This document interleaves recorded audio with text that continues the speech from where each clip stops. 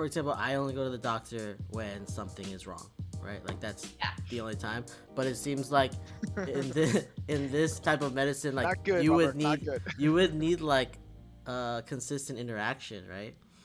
To Not necessarily so. It just depends on what you want to get out of it. Like whatever you put into it, you're gonna get out of it. And so like I really want to focus on pediatric medicine, and so there's lots of like well child exams that are scheduled at a certain time for them to come in. yeah. And you know, for women too, they're required to come in for their pap smear every so often as well. Guys, it's a little bit different. Like obviously we recommend a yearly check-in, but yeah, most people in general just go to the doctor when they're sick, which is totally, you know, valid. I get that. That's me. Like, oh, something's hurting.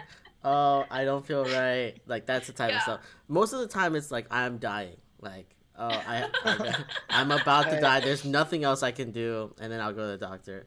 Yeah. I mean, go on. I don't know. Robert, I go to the doctor at least once a year for regular checkup, you know. So No, I haven't. Like there was a like after college, I think it took me 4 years before I went to the doctor, and it was because I had shingles, and I couldn't really? I couldn't stand my it anymore. gosh, Robert. I like couldn't stand it anymore. That I had to go to the doctor. Otherwise, like I never I went. take my blood test every year, everything. Just just do at least. Good job, Mike. Out, yeah. Do not recommend what Robert's doing. I don't recommend what I'm doing either, but it's just like I don't know. I've always been scared of like the doctor. Like going in, I feel like the only news that they can give you is bad news. That's true. Well, no, it's true though, because if you think about it, the way the setting is, it's presented, right? So like most people fear doctors. To be honest, as hey, do I really want to know, or do I really not want to know? Do I really want them to tell me that I can't eat like chicken nuggets anymore? Like, I don't know. I feel like it's better not knowing. Or stop drinking. Or stop drinking, or just. It seems so. You feel like there's a stigma or like a judgment there is, from for sure. the doctor. Oh, yeah. Oh, for sure. Same with like the dentist and every medical person. I love going to the dentist. I love it. I love it when I come out like with my teeth cleaned. I like that part, but like they're always like, "Oh, you should be brushing better. You should floss." Like, have you been flossing every day? I'm like, I flossed yesterday because I'm coming here. Like that type of stuff.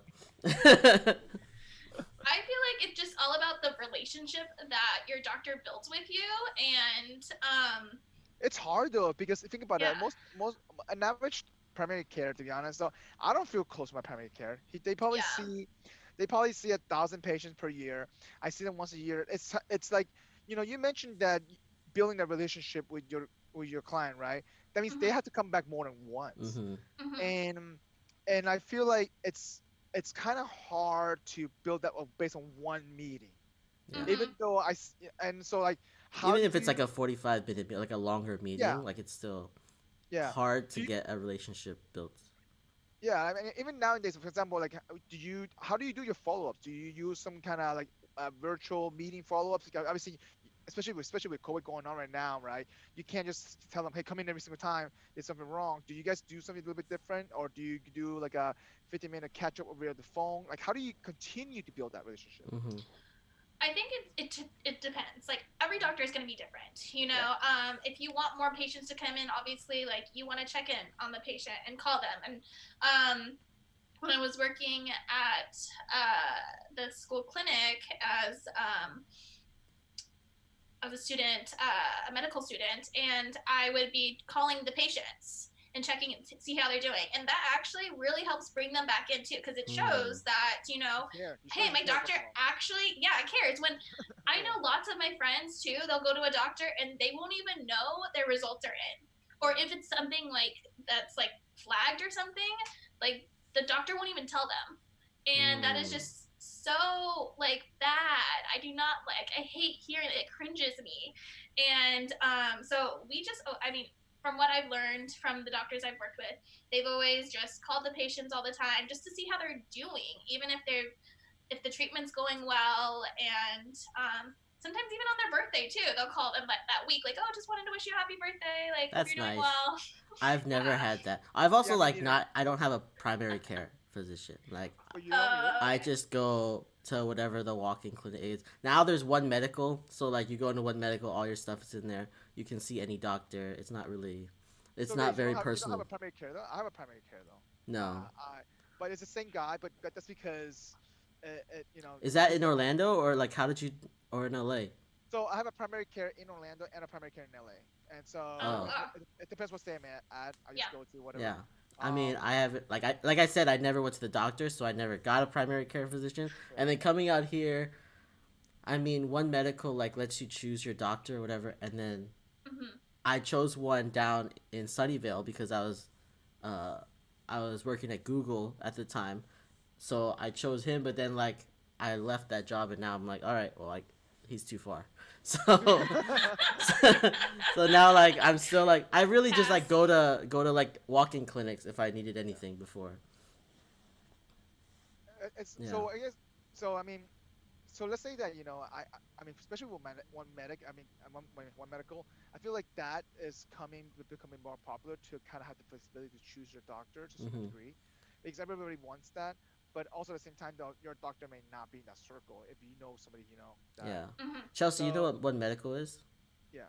I actually never heard of it before. Oh, so it's like a group, like it's a company that made that like they put up clinics all over the city, and then you can walk into any of them, and there's like an app that you can like set up appointments very easily, and it makes it everything's like in the computer, so like you go to one doctor and you can talk. Like, yeah, it's all centralized. All the information centralized makes it very easy to go anywhere. Yeah. And so corporations kind of partner up with them because the insurance kind of does that like a partnership with them, and so that way, as long as within that same circle, I guess within the network, you can still see that doctor, but it's through an app because the healthcare insurance companies are very old school. Yeah, old school. It's super old school. You see the website. It's hard to search for somebody. It's super hard to find a kind of recommendation. Like to even evolve in that, it was a nightmare. Like for me to find my primary care, it took I forgot how long. I had to call hey, you guys accepting new patients, or you had to search you had to look for reviews and stuff like that. It was kind of tough, to be honest. No, and frustrating, I'm sure, too. That's also why I didn't do it. It was like a lot of work. Yeah. So I mean, being honest. That's true. It's true though. It just takes so much time. An average person is lazy. That's just period. Well, and who has the time? Who has the time for it? Unless you're dying, you're not gonna do that. You're not gonna. Exactly. It's not efficient, and how sad is that too? Like you obviously want to do it, but then there's so many roadblocks for you. You can't even get to it with your doctor.